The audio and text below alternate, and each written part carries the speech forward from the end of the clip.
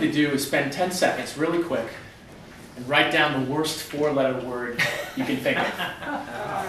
No one's going to see it. We're not going to turn this into a profanity session, and we're not going to swear like sailors. Only you will see it. But just take 10 seconds. Let it fly.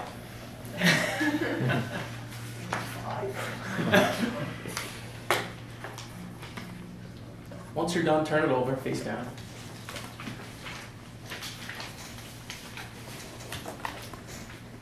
When used the right way, bad words can be powerful,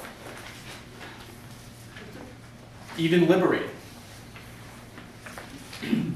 But more often than not, they're offensive and crude. Truth is, they hurt.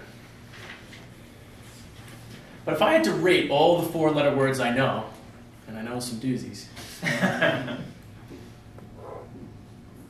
if I had to rate them for their so-called ouch factor, one stands out above all. Madam Toastmaster, fellow Toastmasters, and welcome guests. The worst 4-letter word is time. The worst 4-letter word is time. Once you spend it, you can't get it back.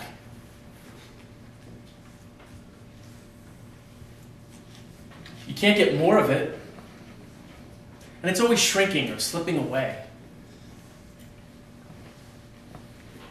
There's no DeLorean you can hop into and go back in time and rewrite history. There's no flux capacitor. What this leaves us with is an earth-moving emotion, regret.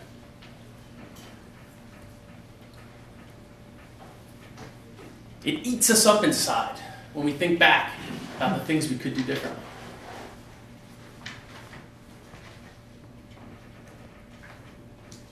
I've had a chance to reflect on this. Just 11 days ago, my wife gave birth to our second child. She's a beautiful, blue-eyed baby girl named Madeline Rose. We love her. Having gone through this experience already 3 years ago with my oldest daughter, Lucy, I knew what to expect. I was ready for it. I didn't have that deer in the headlights look, the 1,000-yard stare. I was a salty sea captain.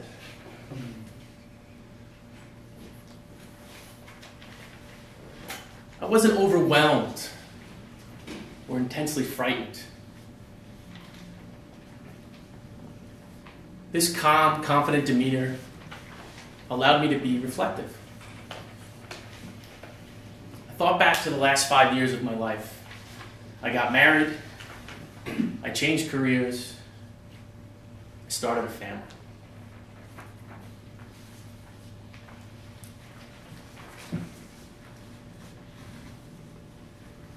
But it all happened so fast.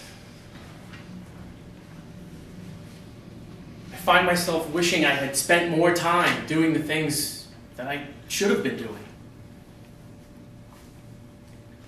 Less time working late, running errands, watching bad movies.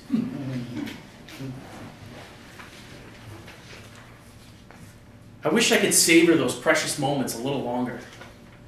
I wish I could steal back some of that time, those days, those hours, even just minutes, to spend more time with my budding family.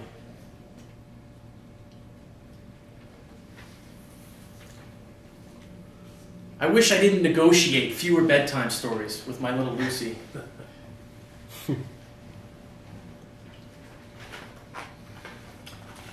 But I'm a New Yorker at heart. I walk fast, I talk fast, I eat fast.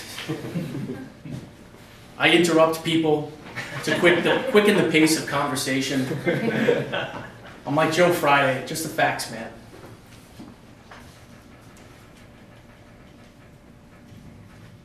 But I realize that since I'm always pressed for time, I was cognizant of it, but I wasn't using it efficiently.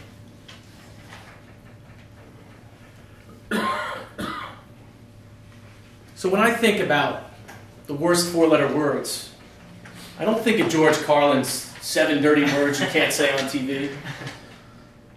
It's time. So I came up with a couple of things that I'm going to do differently now. I'm going to multitask to enhance the experience, not to cut corners. If I'm making breakfast for my family, I'm going to include my daughter, deputize her, let her crack the eggs, let her stir the batter for the pancakes. Don't double book. Double up the fun. We all know these people who they haven't seen anybody in a while and they want to make a big deal when they come and see everyone, and everyone's got to be there, and they got to catch up with everybody all at once. That's usually not fun for the other people. Instead, pair people who get along together, maybe have something to share that might make for a great time for everyone.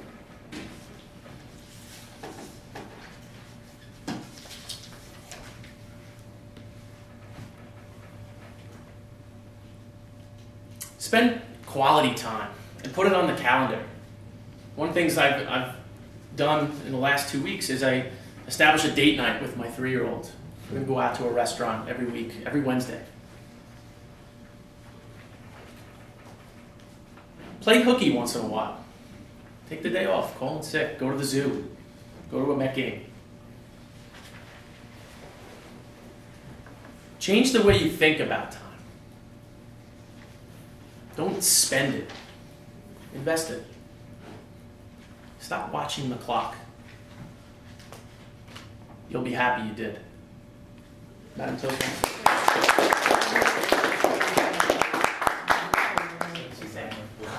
Thank you.